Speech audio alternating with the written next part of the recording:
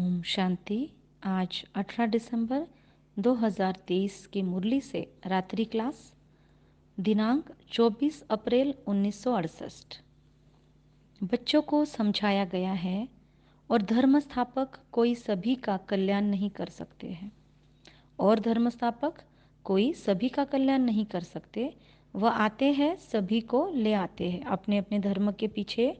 अपने अपने धर्म के अनुयायियों को वो आत्माएं ऊपर से खींच लेती हैं। तो वो सभी का कल्याण या सभी का भला या सभी को रिजोनेट नहीं कर सकते, केवल अपने ही धर्मों का कल्याण करते हैं। जो लिबरेट कर गाइड करते हैं उनका ही गायन है।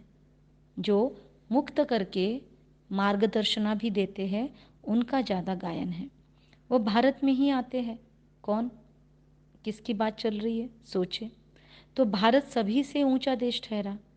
भारत में कौन आते हैं? जो दुनिया को लिबरेट करके गाइड करने वाले हैं, उनका गायन है।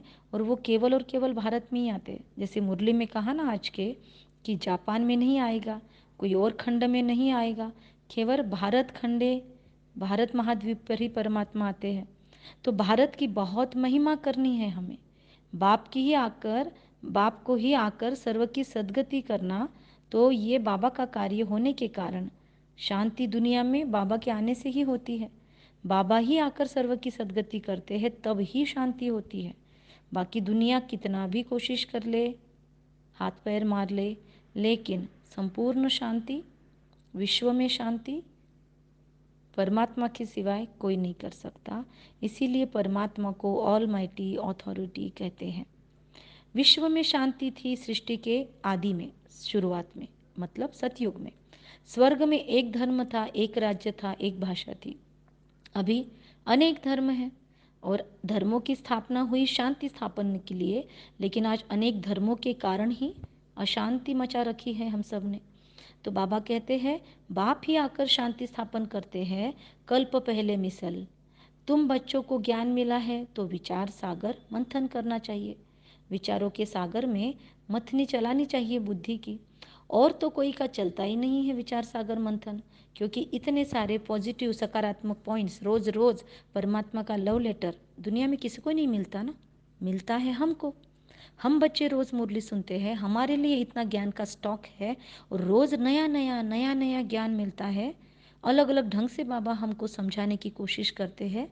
तो इतने विचारों का स्टॉक, अच्छे विचारों का स्टॉक दुनिया में किसी के पास नहीं है। चाहे कोई कितना भी शास्त्रवेत्ता बन जाए, पर कभी ना कभी तो शास्त्र फिनिश होंगे, लिमिट है। पर परमात्मा के ज्ञान को तो 1932 से ब्रेक ही नहीं लगा है। अखंड परमात्मा का ज्ञान दान चल ही रहा है। तो इतने सकारात्मक विचार जिसके पास होंगे, उसी के पास तो विचार सागर मंथन का स्कोप होगा। लेकिन क्या हम अपने इतने महत्व को जानते हैं और क्या हम सच में करते हैं? इतने मुरलियों का चिंतन, इतनी अव्यक्त वाणियाँ हमारे लिए अवेलेबल है, हमारा क्या चल रहा है विशेष पुरुषार्थ? 18 जनवरी बहुत नज़दीक है, तो अव्यक्त मास के लिए क्या पुरुषार्थ चल रहा है मुझ आत्मा का, चेक करेंगे। और तकलीफ नहीं, लेकिन पेन में नहीं जाना है, गिल्ट में नहीं जाना है। अभी तक कुछ नहीं किया तो आज से मैं क्या नया कर सकती हूँ, ये तो कर सकते हैं। बाबा कहते हैं देह अभिमान के कारण देह को ही पूछते हैं दुनिया में। आत्मा पुनर्जन्म तो ज़रूर यहाँ ही लेंगी ना इस दुनिया में। अभी हम समझते हैं कि पावन तो एक ही है, बाप ही गुप्त ज्ञान गुप्त रूप में दे रहे हैं, लेकिन जिससे सभी की सद्गति हो जाती है। बाकी हनुमान व गणेश आदि जैसे हम स्वरूपों को याद करते हैं तो उनके मीनिंग भी हमको समझने चाहिए कि हनुमान जी के स्वरूप की विशेषता क्या है, श्री गणेश जी के स्वरूप की विशेषता क्या है। अगर उनका पूजन हो रहा है तो उनका पूजन हो क्यों रहा है, उनमें क्या ऐसी क्वालिटीज़ है जो हमारे अंदर हमको लानी चाहिए। जब हम परमात्मा के महावीर बच्चे या परमात्मा के विघ्न विनाशक बच्चे कहलाएंगे, क्योंकि दोनों का संबंध शिव से है। कहते हैं हनुमान जी शिव का ही स्वरूप है और श्री गणेश शिव के बच्चे हैं, और हमारे सिवाय परमात्मा से नज़दीक का रिश्ता कौन रखता है?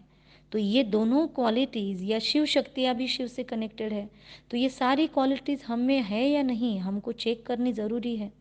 परमात्मा कहते हैं इन सभी को कहा जाता है, दुनिया के अंदर जो बगैर समझे पूजा करते हैं उन सभी को कहा जाता है पुजारी। लेकिन जब हम समझदारी से भक्ति करते हैं और भक्ति के बाद परमात्मा मिलेगा ये भी एहसास है, और मिलने के बाद उसे पहचान कर उसकी श्रीमत पर भी चलते हैं, तभी हम पूज्य बनने की राह पर चल पड़ते हैं। तो कितना सुंदर और शॉर्ट रात्रि क्लास हमने सुना। अच्छा, रूहानी बच्चों प्रति रूहानी बाप व दादा का याद प्यार और गुड नाइट। रूहानी बच्चों को रूहानी बाप की नमस्ते। हम रूहानी बच्चों की रूहानी माता पिता बाप दादा को याद प्यार और गुड नाइट। नमस्ते नमस्ते, शुक्रिया बाबा, शुक्रिया।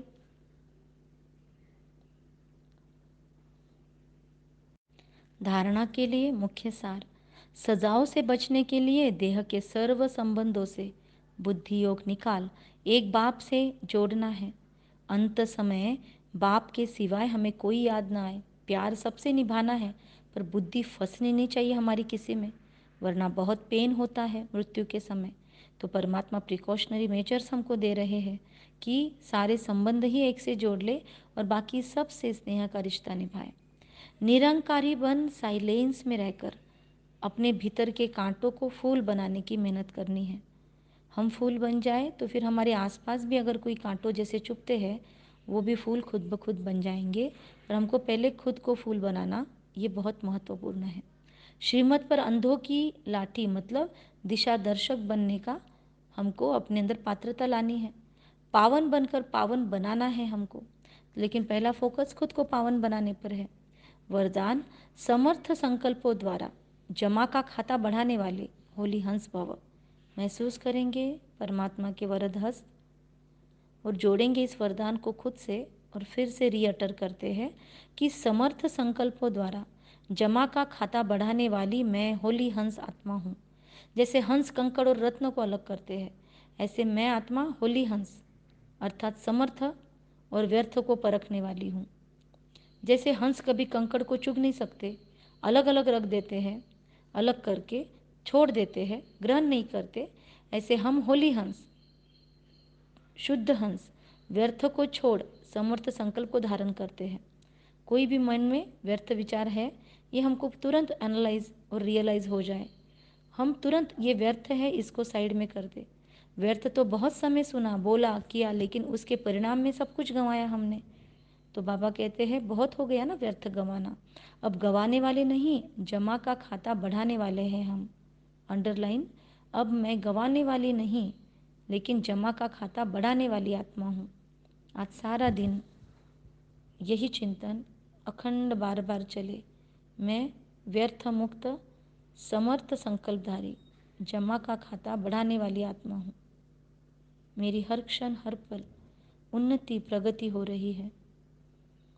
मैं हर क्षण हर पल आगे ही आगे बढ़ रही हूँ। मैं पद्मा पदम सौभाग्यशाली आत्मा हूँ। मेरे भाग्य का सितारा विश्व गगन में चमक रहा है।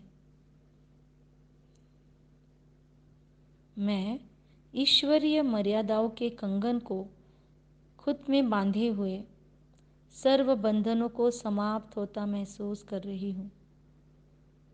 मैं ईश्वरीय मर्यादाओं के कंगन को बांधकर सर्व बंधनों से मुक्त हो चुकी हूँ। व्यर्थ मैंने बहुत सुन लिया, किया, बोला। अब मैं उस संस्कारों से परे जमा का खाता बढ़ाने वाली आत्मा हूँ। व्यर्थ मुक्त समर्थ संकल्पधारी आत्मा हूँ। स्वयं को ईश्वरीय मर्यादाओं के कंगन में बांध ले तो सर्व बंधन समाप्त हो जाएंगे। ओम शांति।